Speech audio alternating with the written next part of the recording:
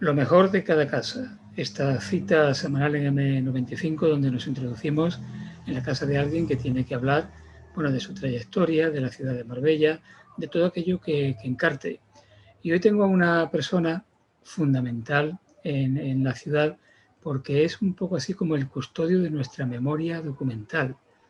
Él es doctor en historia, y es archivero municipal del Archivo Histórico Municipal de Marbella, Francisco de Asís López Serrano, para los amigos Paco. Bienvenido, Paco, ¿qué tal? Pues muy bien, muchas gracias, Paco, por tu invitación. Encantado de acompañarte. Bueno, no he dicho que además de archivero del Archivo Histórico Municipal, es también presidente de la Asociación Cilniana, que cumple, pues no sé ya si son 25 o 30 años. ¿Cuántos son 25? 25. 25. El 30 es el número de la revista. Ya. El que Revista número estamos 30. preparando.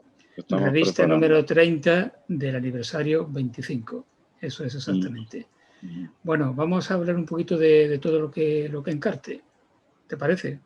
Estoy dispuesto. Lo que no sé es lo que puede resultar. Bueno, pues yo creo que va a resultar perfecto, porque tú eres un buen conversador, así que no hay ningún problema.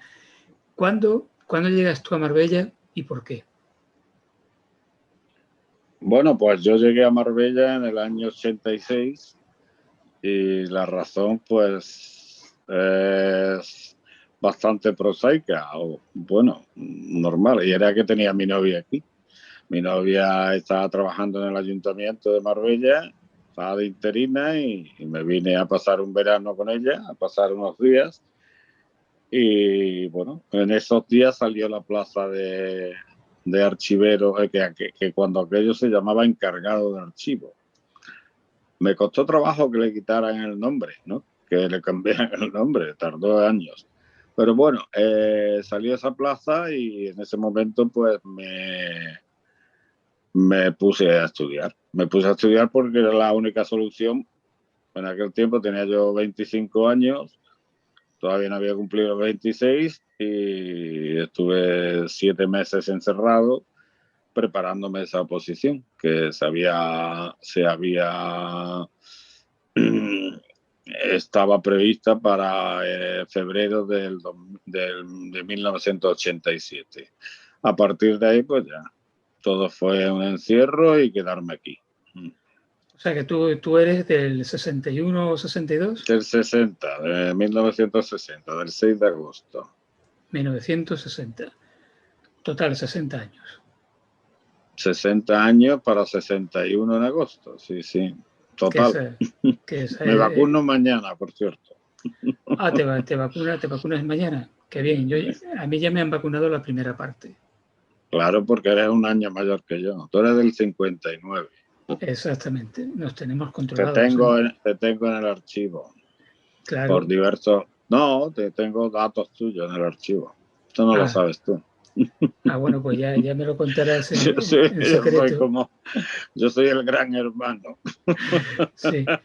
Soy el pequeño hermano, mejor. Bueno, en realidad, alguien que está al frente del archivo histórico, yo he dicho no, que de todo el archivo, es todo el archivo. Bueno, no solo el archivo histórico. Todo el archivo, efectivamente. Pero quiero decir que tú eres como el custodio, he dicho yo anteriormente, de la memoria de esta ciudad de Marbella. A ti no se te escapa nada, eres como una especie de detective que lo tienes todo archivado y bien archivado. No exactamente, Paco. ¿No? No, porque yo tengo los datos, pero yo no puedo dedicarme a controlar los datos. Sois vosotros los investigadores y muchos de ellos los que te proporcionan los datos precisos, porque mi trabajo solamente se trata de catalogar, inventariar, organizar el archivo, que incluye una serie de funciones que es largo de explicar. Y claro, realmente la información precisa, a no ser que te dediques a la investigación, la poseen y por partes, o sea, por épocas y por periodos o por temas, la tienen realmente los investigadores, que son los que me proporcionan a mí la información que un documento puede tener. Yo no puedo leerme un documento entero, o sea, un documento quiere decir una acta capitular entera, porque no es mi trabajo ese. Otra cosa es que el investigador te proporcione esa información, que suele ocurrir, normalmente suele ocurrir, yo tengo un archivo privado, exclusivamente privado, el que cualquiera de los, casi todos los investigadores me pasan esa información que se queda entre ese hombre, entre esa persona y yo. No hay más, a no ser que la publique, y una vez que la publique, pues ya la tengo. Pero es muy, los datos sobre, sí, tengo datos de información porque no a todos los documentos acceden los investigadores porque no les interesan, pero sin embargo insisto en que le pueden interesar. Eso es otra cosa. A mí siempre he dicho que lo mejor de la profesión es asesorar, ¿no? Asesorar, el asesoramiento. Hoy día, hoy en particular, en estos momentos, solamente el archivo está dedicado prácticamente a un archivo de oficina de urbanismo. Nosotros tenemos una documentación, un archivo de urbanismo que como comprenderás, o sea, tú lo sabes perfectamente, y cualquier ciudadano, uno de los más grandes, si no el más grande de la provincia, ¿no? Y claro, eso nos quita mucho tiempo ahora mismo, después de haber prescindido de varios trabajadores que se han rescindido el contrato, se han jubilado. No tenemos posibilidad de trabajar mucho, pero estamos dedicados exclusivamente al archivo, a asesorar a urbanismo. En cualquier caso, los investigadores para mí son prioritarios, ¿no? Entonces eso es algo que atiendo personalmente y es uno de las grandes satisfacciones que tiene esta profesión. Sobre todo cuando ese investigador te enseña a mirar la documentación de otra forma. Porque tanto un ingeniero de minas o un ingeniero de caminos que busca información, un antropólogo, un historiador, un geógrafo, una especialista en turismo, toda esa gama, ese ramillete de investigadores te permite mirar la documentación de otra forma, la investigación de otra manera. Y también, Paco, un periodista, porque y el periodista iba a decirte ahora mismo. Sé que hay muchos periodistas que también requieren de tu ayuda. Sí, pero es curioso porque es lo que realmente te anima a seguir con una documentación con la cual tú ya, con los años que llevo ya, va a ser 35, si echas cuenta desde febrero, el año que viene hace 35 años, te crea una relación con la documentación de amor-odio bastante notable.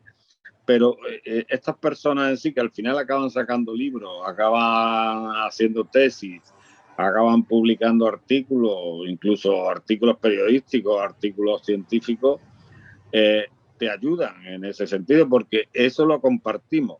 Prácticamente casi todo lo que sale del archivo, de este archivo, o que ha colaborado este archivo, he tenido acceso directamente a la progresiva, ¿no? A la progresiva creación y desarrollo de ese trabajo, ¿no? Hay parte del fondo documental que está digitalizado, con lo cual hay un acceso para muchas personas que de otra manera quizás no se acercarían nunca a esa documentación. Claro que esa documentación muchas veces hay que interpretarla y ponerla en contexto. Sí. Sí. Sigue.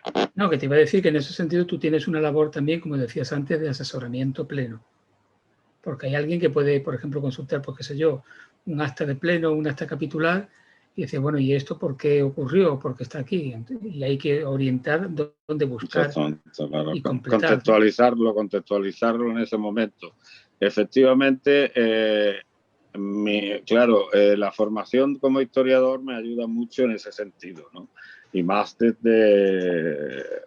épocas contemporáneas, porque es la documentación que más tenemos, porque la documentación del antiguo régimen ya sabes que está muy limitada en el archivo, alguna vez lo hemos hablado, porque solamente custodiamos del antiguo régimen, lo que es el siglo XV, final del XV, que no existe nada, pero Estabas contando cómo para ti es importante ese contacto con los investigadores, ¿no? Te aportan una visión diferente. Por supuesto, tú conoces de sobra a quienes investigan en Marbella, y la verdad hay una serie de investigadores que para mí han sido fundamentales, y para cualquier interesado en la historia han sido fundamentales. Lucía Prieto, José Luis Casado, Francisco Javier Moreno, son personas. Lina Urbaneja, aunque Lina Urbaneja los datos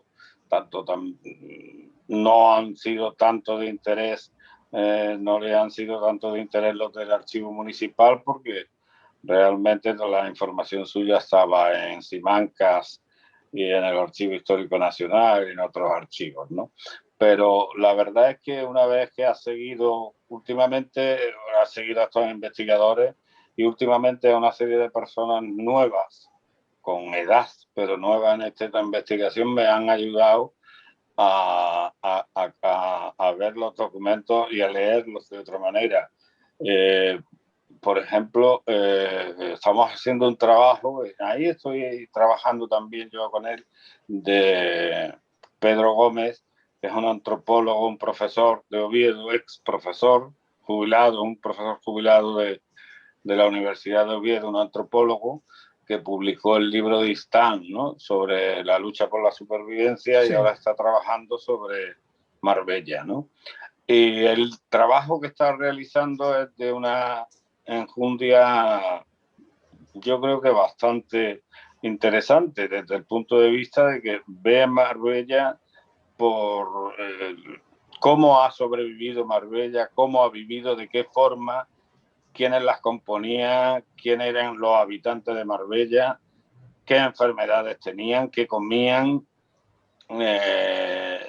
hasta el año 50, donde él sitúa el cambio de régimen, ¿no?, del antiguo régimen al actual, porque Marbella es un lugar común.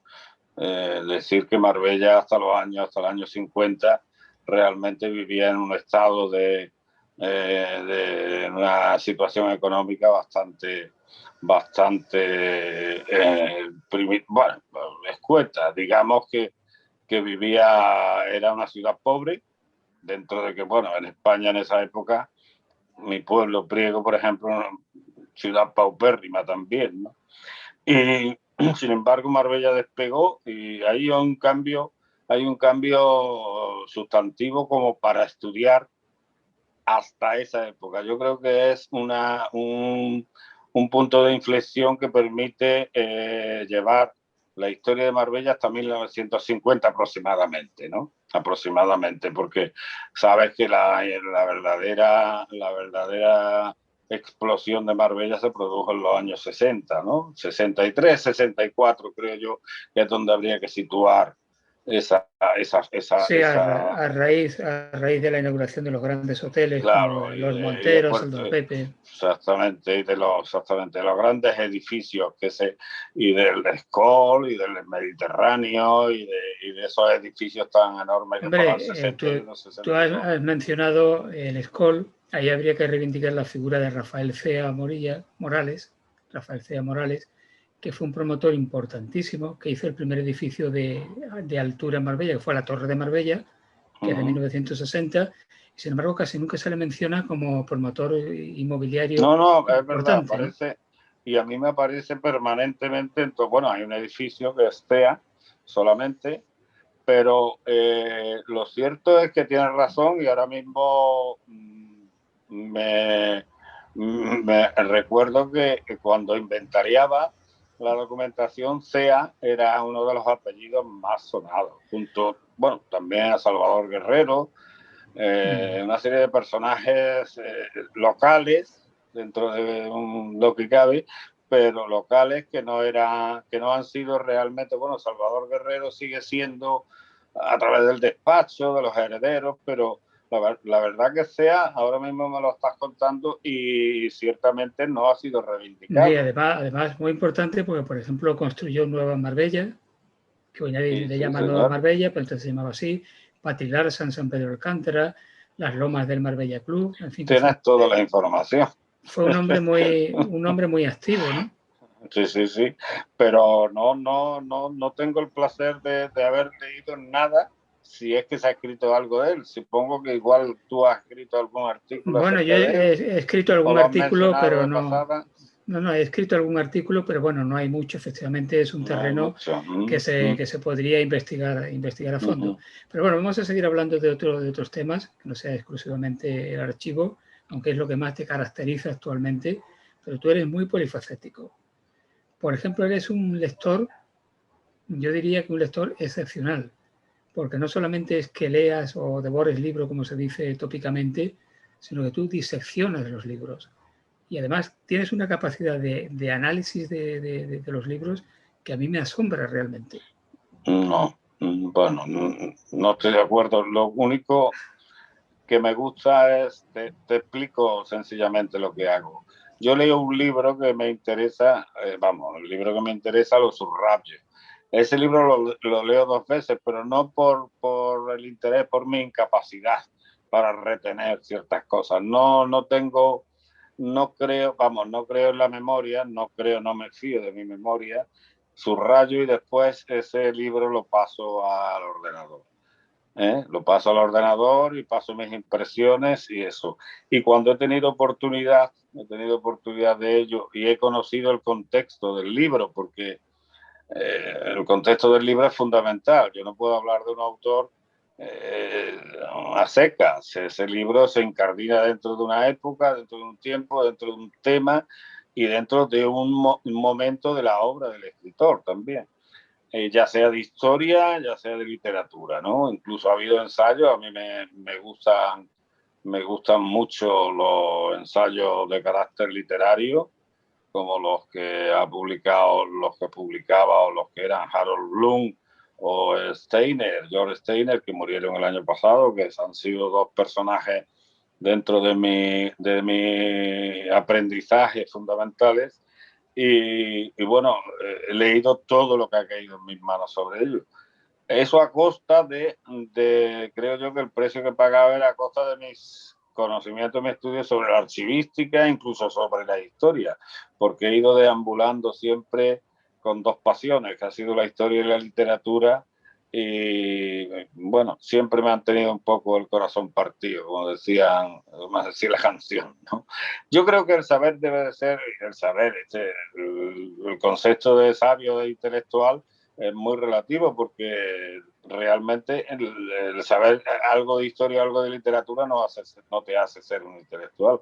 Yo creo que un gran personaje, bueno, tú mismo eres un gran personaje de esto, incluye muchísimas materias. Yo creo que hoy día, tal como se plantea la sabiduría, o tanto, el mundo del saber, debe de haber una cierta conexión entre las letras y las ciencias, y la especialización se la dejamos a los especialistas, ¿no? Y hablando del lenguaje, ahora que no vamos de tiendas, sino que vamos de shopping, ahora que no hay corredores, sino que hay runners, ¿qué hacemos con la lengua española? Yo me resisto a abandonarla. Incluso hay un término que se está utilizando ahora muchísimo y que me rebelo contra él, que es poner en valor, ¿no? Oh, bueno, es tremendo. Algo que no entendemos los españoles, porque ya lo entendemos desde el momento en que ya se ha puesto en circulación. Poner en valor, yo recuerdo el día que lo escuché la primera vez, que me resultó absolutamente cacofónico, ¿no? Y recuerdo que se lo decía a Paco Moreno, digo, no hables más de poner en valor, hay palabras que valorizar o valorar o darle más valor. O darle aquilatar también. Aquilatar, incluso elevar a cierta categoría, en fin, o darle prioridad incluso. Pero me resisto a los términos esos. Hay una página todos los domingos en El País que publica Alex Grigelmo, que tú leerás con cierta codicia y con cierto interés. Y bueno, Alex Grigelmo, pues yo creo que es uno de los españoles que más, uno de los eruditos, de los intelectuales que más, o lingüistas, que más se está dedicando a defender ese español, ¿no? A mí me pone un poco de los nervios cada vez que oigo el conjunto de la ciudadanía. Y tenemos una ministra Montero que cada vez que abre la boca para hablar, habla del conjunto de la ciudadanía. No solo he escuchado a los políticos, pero el conjunto de la ciudadanía y después en no el es tema, un pleonasmo, no deja de ser un pleonasmo, claro, más, ¿no? Y además, y después en el tema deportivo, ya no se hacen entrenamientos, se hacen entrenos. Entrenos, sí. Tremendo también. Entrenos.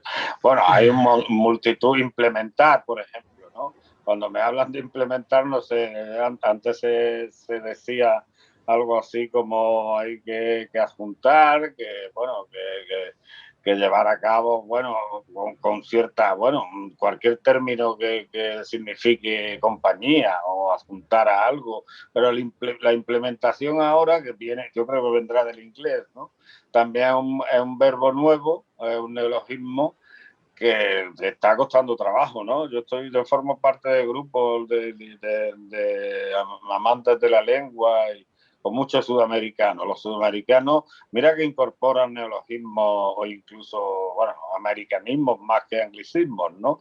Pero sin embargo son muy puristas, ya sabes cómo son con la lengua española, ¿no? Tienen una riqueza, un colorido, ¿no? Le dan a la lengua. Y me llama la atención mucho cómo son los más sorprendidos por esta invasión de términos ingleses, ¿no? Sí. Bueno, del inglés, no de ingleses, porque realmente Estados Unidos es quien impone la moda del lenguaje, ¿no? Bueno, además tú has dicho que la riqueza del castellano que se habla en Sudamérica es tremendo. Aparte de estos neologismos que, como antes se decía, neologismos superfluos, que podemos decir del inglés, tienen una serie de palabras que ya no se usan en España, pero que son castellano antiguo y clásico. Sí, son preciosas. Aparte de modismos propios. Bueno, yo cuando era adolescente aprendí sudamericano, como digo, porque bueno, yo estoy casado con una peruana. Con peruana, y al principio me era muy difícil. Hay quien me dice que entiende muy bien a Vargas Llosa en sus novelas, claro, porque todo lo que dice Vargas Llosa en sus novelas, pues yo lo he vivido de joven, ese vocabulario, ¿no? Pero resulta realmente muy rico. Cuando se pone Vargas Llosa con el vocabulario duro, claro, sí, exactamente. Es que cuando un sudamericano empieza a hablar con términos propios de allí, como no estés, digamos, iniciado en el asunto, no te enteras de nada. O sea que... Sí, bueno, si tenemos ejemplos ya de los que hemos hablado, ¿no? Como el coger en Argentina, ¿no? Exacto. Y demás términos, ¿no? Que cambia completamente el sentido. Además son palabras desde el punto de vista gramatical perfectamente construidas y españolas puras, desde el sentido que son 5 vocablos, se leen como se escriben, y 5 sílabas o 5 letras, y se leen como se escriben, y sin embargo no tienen un significado que desconocemos. Es la riqueza del español. Yo creo que decían que el inglés era el idioma más rico con 180 o 190.000 palabras, que el español tenía 90.000. No sé el diccionario panamericano los que tendrá, pero yo supongo que tendrá más que el inglés ya, ¿no? Sí, hablando de... Porque es una riqueza que no tiene... El inglés tiene muchos matices, supongo, y de hecho cuando... Hay que leer para entender los matices del inglés en cada término que te crees que son tan sencillos. Leyendo Javier María me he dado cuenta, Javier María siempre hace ostentación de sus conocimientos del inglés en cada novela, yo creo en cada página que escribe, ¿no? Y entonces siempre adjunta al significado de un vocablo, siempre adjunta 3 o 4 traducciones en inglés, ¿no? Y entonces te das cuenta que realmente existe una riqueza, porque han vivido situaciones muy tremendas. Inglaterra ha sido el imperio y tiene lógicamente incorporadas palabras que vienen de la experiencia, ¿no? Pero claro, también esa riqueza del inglés hace que haya un inglés del Reino Unido, un inglés de Irlanda y un inglés de Norteamérica. Y realmente que tienes que aprender cada uno de ellos, porque por ejemplo el inglés que habla un irlandés, eso es difícilmente entendible a la primera, ¿no?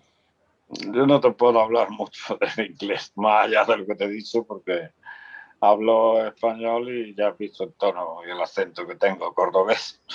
Bueno, el acento cordobés no soy de los que siempre han intentado hablar inglés, aprender, pero Luego lo que se dice mi hipoacusia, que es la sordera normal, me impidió seguir con el aprendizaje del inglés, que es básico.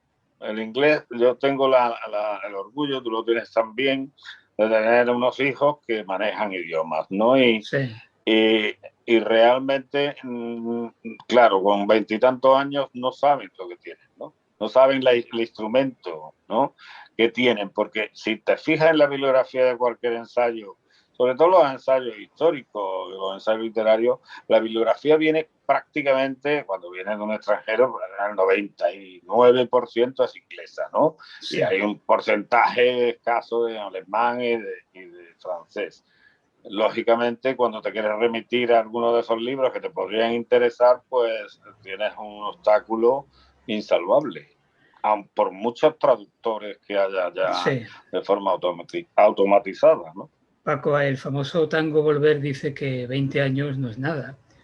Sin embargo, 25 años ya es algo, ¿no? Sí, recuerdo, me incorporé con Silniana, me incorporé justo varios meses después de fundarse la asociación, después de haber tenido muchas reuniones previas para fundar la asociación. Yo en aquel momento estaba recién casado con un hijo y tal, y no pude asistir a los primeros momentos. Desde 25 años aproximadamente, pues bueno, 6 meses después ya me incorporé a lo que es la asociación y con cargo de responsabilidad. Y ya desde entonces no lo he dejado, sino en algún momento de la presidencia de Lina Urbaneja, quizás está una de las juntas directivas he estado fuera. He sido vicepresidente en 3 ocasiones, no, sí, 4 prácticamente, sí, y presidente de 2 gestoras.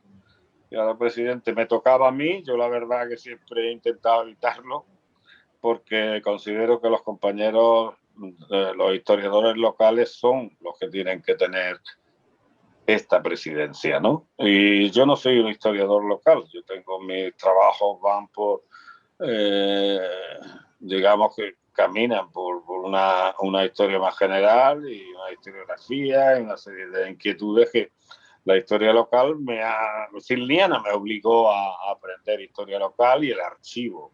Pero no es suficiente, yo creo que hay que tener más erudición, muchísimos más datos. Y claro, ahora mismo voy a tener una entrevista con una compañera tuya, con una periodista, acerca de Ferarco, o sea, del cable, ¿no? Sí.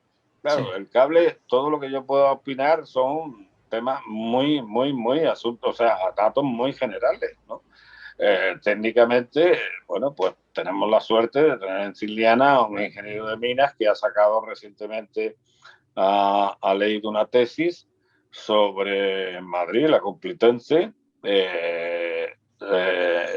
sobre la industria siderometalúrgica de la Costa del Sol Occidental, Ángel, Ángel Alejano, ¿no? Ángel de la Torre Alejano, ¿no? Es un hombre con unos conocimientos, un ingeniero de minas de historia, y este hombre, pues, es un asesor fundamental para cualquier responsable, como en mi caso de Siliana, ¿no?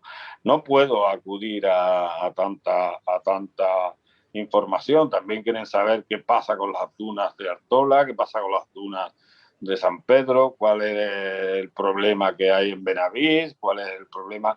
Evidentemente, un conocimiento muy amplio de la historia local y de la situación local, a la que yo particularmente nunca me dediqué y que he tenido la obligación moral de dedicarme profesional por archivero, ¿no? Claro, pero Paco, eso es normal que uno no puede dominar absolutamente todas las facetas del conocimiento, pero sí tienes que tener la capacidad de saber cómo orientar hacia la fuente más adecuada en Sí, cada momento. tener el teléfono y saber quién sabe, ¿no? No, Yo creo que es saber quién sabe. eso es lo mismo que cualquier profesor en la escuela, en un instituto, en una universidad, que no domina absolutamente todo, pero sí tiene que tener la capacidad de orientar al alumno para que sepa por dónde buscar y por dónde es posible encontrar. Pienso Sí, que la es cosa... importante. En cualquier caso, siempre que ha llegado alguien para realizar un trabajo o una tesis, sobre todo tesis. Últimamente vienen muchos que son TFG, ¿no? Los trabajos de fin de grado, ¿no? Y quieren saber lo que yo no sé, pero sí sé quién lo sabe, ¿no? Y es importante eso, ¿no? Es orientar y tirar por aquí y ofrecerle, pues, por lo menos una salida, ¿no? Y esa salida es siempre importante. Y en el caso de ser archivero, en este caso que hablamos, yo creo que es fundamental el contacto con todos los investigadores, un contacto estrecho, que, bueno, yo echo de menos en algunas personas porque han sido muchos años, ya te digo, 34 y medio ya, y porque es importante porque estas personas son vosotros. Yo siempre te pongo a ti también, ¿no?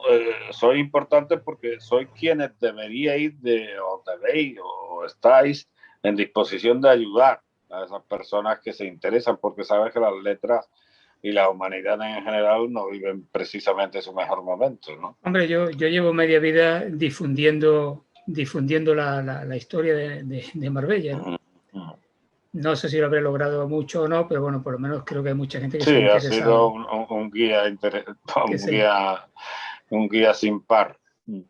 Bueno, te quería comentar otro aspecto. Bajo tu punto de vista, después de 25 años, ¿cuál sería el balance que arroja Cilniana? ¿Hay más luces que sombras? ¿Están a la par? No, ¿Cómo sí, lo te ves? entiendo. Es contradictorio para mí.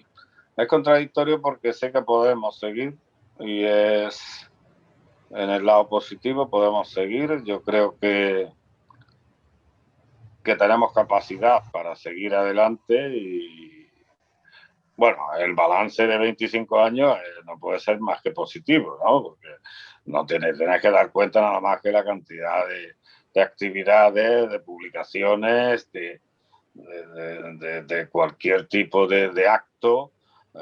Siliana ha estado presente en la casi totalidad de lo que ha sido la defensa del patrimonio de la Costa del Sol y más cosas, no fuera de eso, ¿no?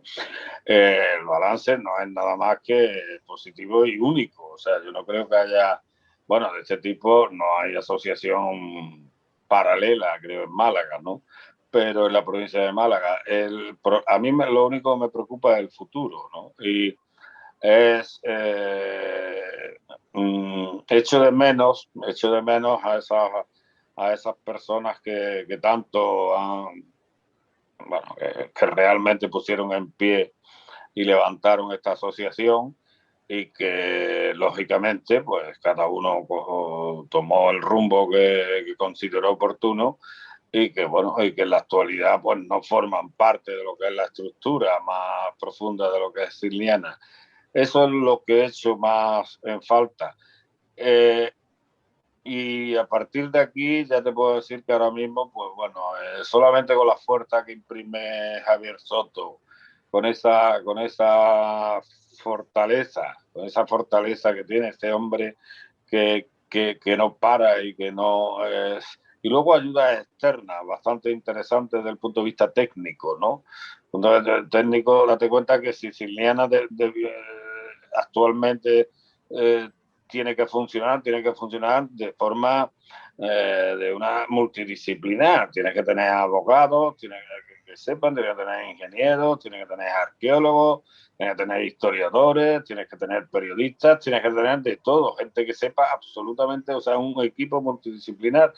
Eso, confluir eso en una asociación o en una estructura organizativa me parece poco menos que imposible si no quieres ser un aventurero, ¿no? O quieres, bueno, no sé lo que quiera, pero no, lo que ha caracterizado a Cilniana ha sido su independencia, fundamentalmente política, y su rigor en todo lo que hemos hecho.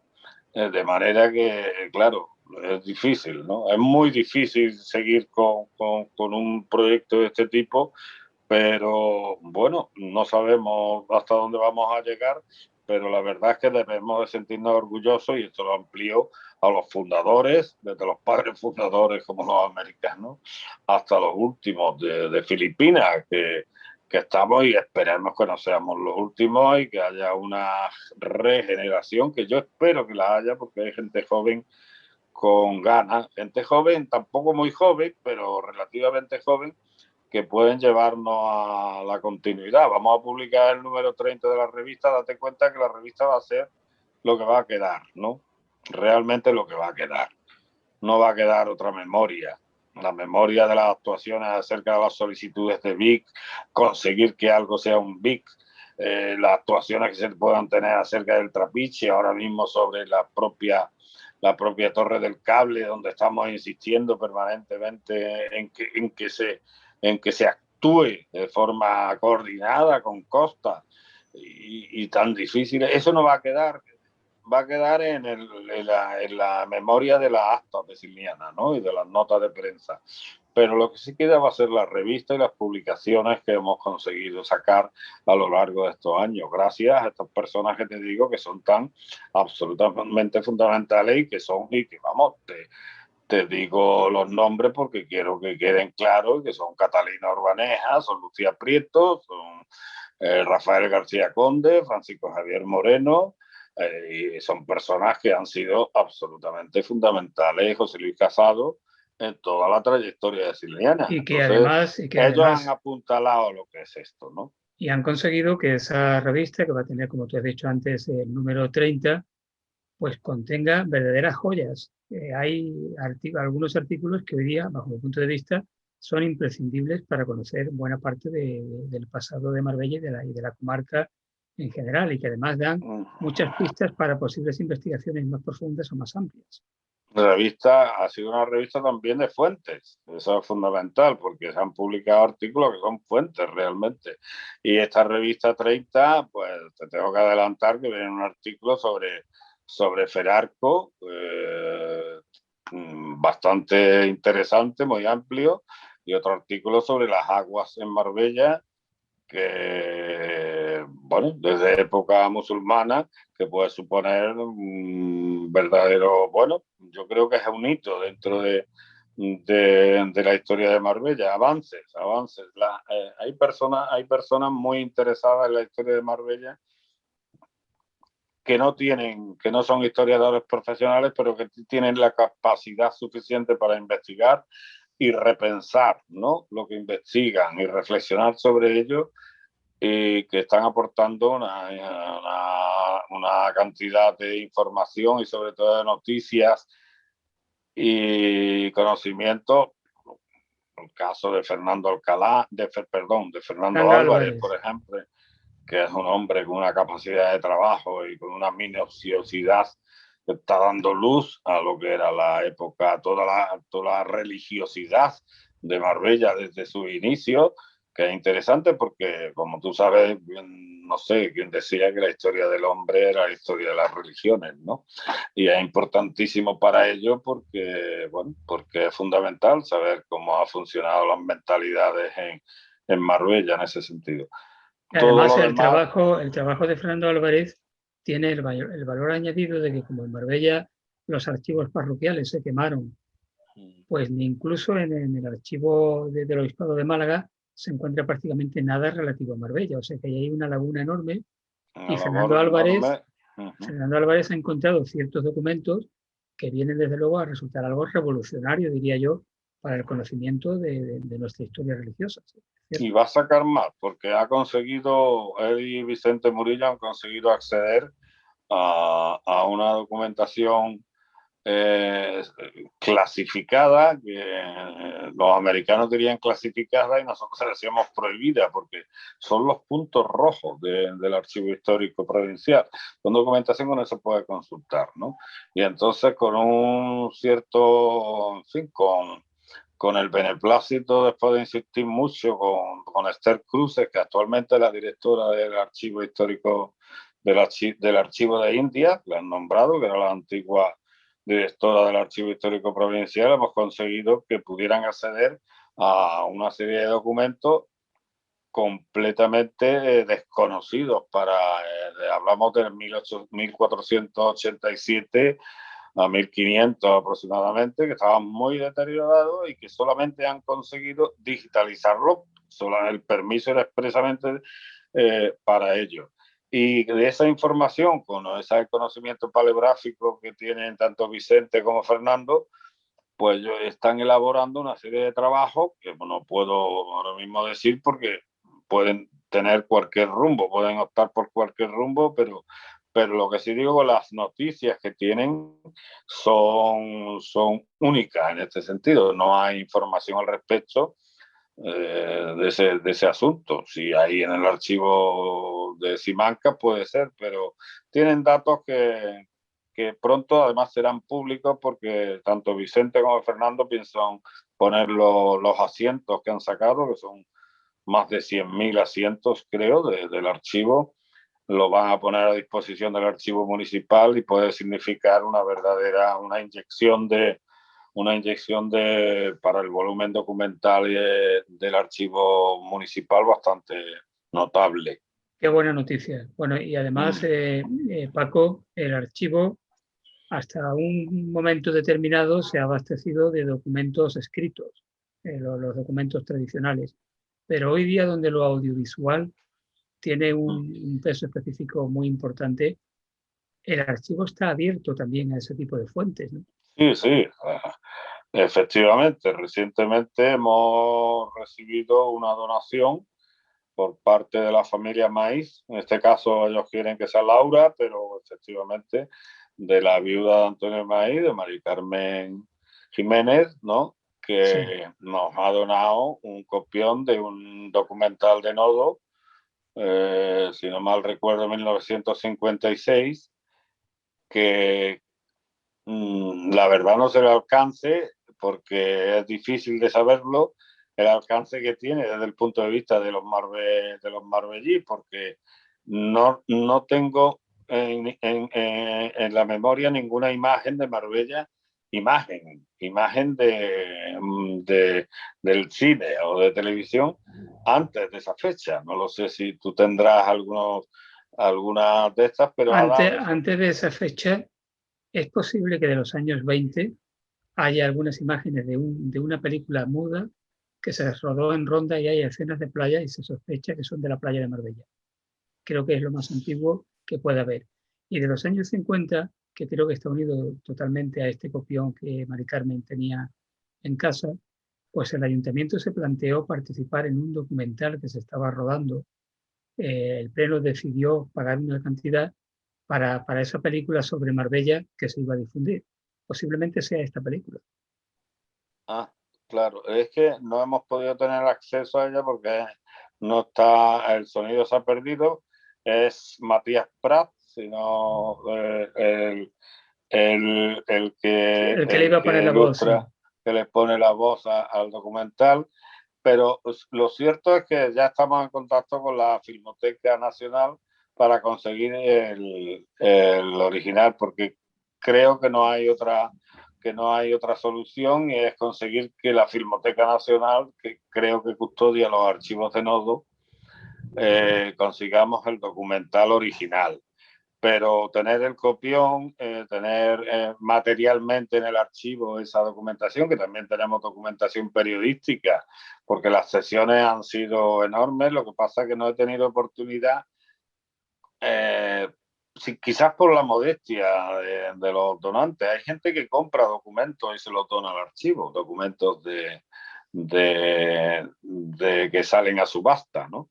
Bueno, y no, Paco Cantos Liébana, por ejemplo, es un personaje, un gran tipo, una Bueno, sobre, persona absolutamente desprendida que compra en subasta documentos del Ayuntamiento de Marbella que salen a subasta, los compra y los dona al archivo. yo Sí, sí. le tengo dicho a todos los amigos y a todos los que conozco que cuando muere algún familiar, cuando tienen cualquier documento que encuentren, cualquier papel, por muy falto de importancia que les parezca, antes de tirar nada que me lo enseñen. Porque ya conozco casos que se han tirado verdaderas joyas. Sí, sí, no me extraña. Pero yo últimamente, ahora me viene a la cabeza lo que el otro día me puso en contacto Ildefonso Navarro, el arqueólogo de Estepona, con una página en donde se estaba subastando un documento municipal del Fondo Bazán.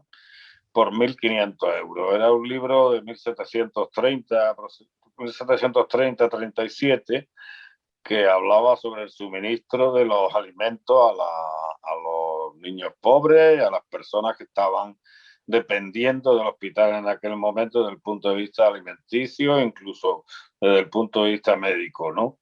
Y era un libro con un formato y con la portada en pergamino, y se subastaba por 1.500 euros. Claro, yo rápidamente puse, claro, ese es un libro que está sustraído del Hospital Bazán con anterioridad a 1985, que es cuando la Ley de Patrimonio Histórico fija ya los plazos. No he conseguido nada por parte del ayuntamiento, pero lo que sí es cierto que están circulando en subasta un montón de documentación que, como tú sabes, procede del Hospital Bazán, que se puso, que cuando se restauró la primera vez que se restauró el Hospital Bazán, o por lo menos se remodeló, se arregló, fue en 1983, según aparece en el archivo. Sí, mira, dejaron la documentación a la intemperie. Dejaron la documentación en la intemperie y toda la documentación en pergamino desapareció. Solamente quedó un libro. Y ese libro que quedó se salvó de milagro, porque eso lo he vivido yo directamente. Fue en 1984 que un alumno del Colegio Bocanegra que vivía en el Hospital Bazán apareció un día en clase con un libro en pergamino. Un libro de censos. Claro, ¿de dónde ha sacado esto? Inmediatamente José Manuel Valles, que era el director, y yo le puse en contacto y dije: mira, José Manuel, que este niño ha traído un libro, que esto tiene un valor histórico, esto es un documento histórico. Y se salvó el libro por eso, que es este libro. Sí, no. Es así, no sé cómo sobrevivió, efectivamente. Pues sobrevivió noticia. Pues sobrevivió porque el chico se lo llevó al colegio. Yo, si no mal recuerdo, un libro de censos del Bazán de 1609 o 1690, sí. No sé, un 9 tiene por ahí.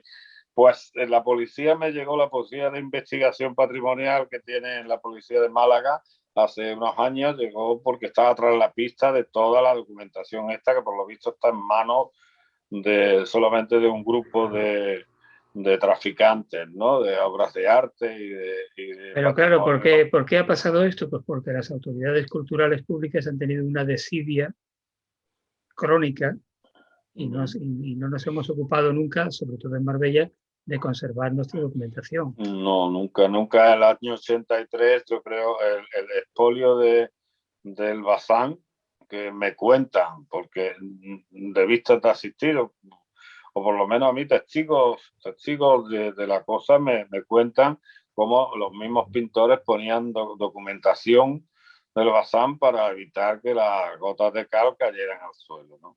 Se apilaron todos los libros encuadernados en pergamino y bueno, lo que se pudo salvar se salvó, que no es poco, en el sentido de que ha servido bastante para la investigación. Pero eso ha sido uno de los grandes fracasos de la administración en general, no haber atendido en aquel año, ¿no? En aquel año el 83, que podría haberse salvado bastante documentación. Ya los franceses, como sabes, ya se destruyeron toda la documentación del antiguo régimen, que no era mucha, pero era fundamental, era la que teníamos, ¿no? Pues y sí. Los sucesivos problemas que ha habido en el archivo, quemas, motines, e incluso un barco se llevó cuando la columna de Gómez parecía la carlista, ¿no? Eso lo publicó Pepe Bernal, cómo se acercaba por Ronda y pusieron a salvo el archivo y se lo llevaron a un barco. Eso en 1834 o 35, ¿no? Claro, en todos esos trasiegos el archivo municipal ha tenido ha tenido unas vicisitudes que es difícil de calibrar. Es difícil de calibrar lo que había. O sea, esto es un inventario de lo irreparable, como decía Steiner, ¿no? Bueno, está claro que nos apasiona la historia y nos situamos monotemáticamente. Así que vamos a dar un cambio de tercio.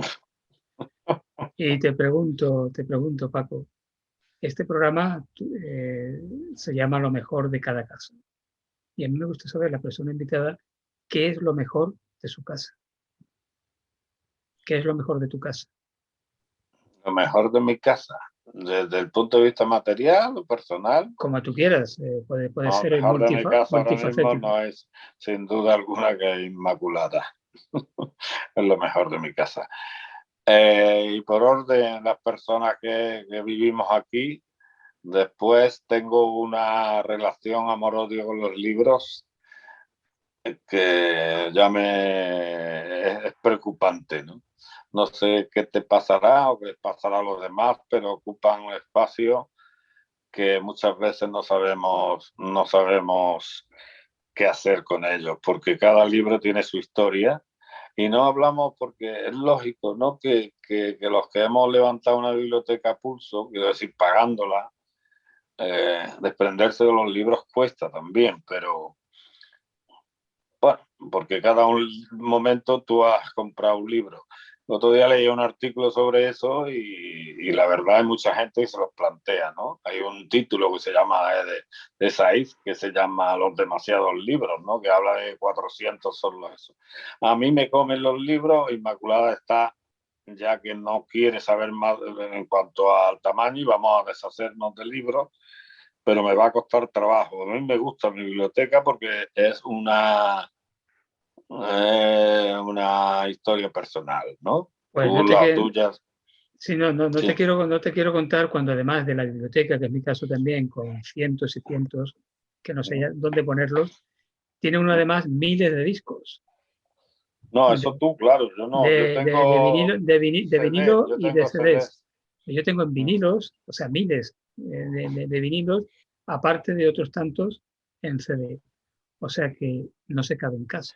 Claro, tu amor físico en ese sentido con los libros y con los discos es ya un problema. Yo solamente tengo discos de libros y los CD ocupan en mi vida poco espacio, porque bueno, me gustaba la música clásica, los cantautores, y en el tiempo en que vendían los CD, no sé si recuerdas que eran carísimos. Pues Las sí. obras originales de las óperas, los cantautores eran ejemplares muy caros, entonces pues no sé. Los libros también han sido caros, pero un problema. Yo me voy a deshacer del libro, ahora tengo que hacer un esfuerzo psicológico importante para poder echar y regalar libros que son, en este caso, no tengo repetidos, sino son únicos, pero necesitamos espacio para vivir, no cabemos. Y es tremendo, es tremendo. Yo intento, bueno, Isma ya ha dicho que no, que ya no más, o sea, que en el dormitorio ni en el baño entra el libro. Bueno, pues que tengas suerte, que te vaya bien en esa tarea ardua. Espero.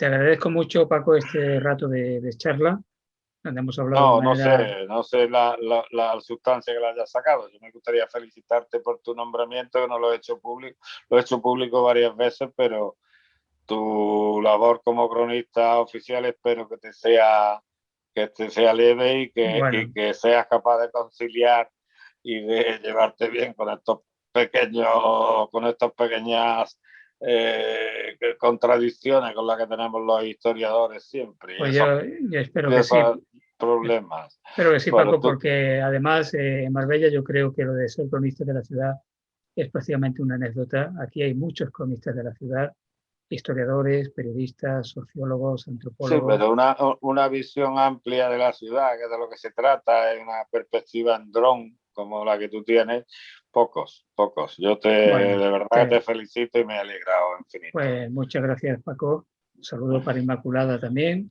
De acuerdo, igualmente. Un Y abrazo nada, y muchas gracias por tu invitación. nada a ti.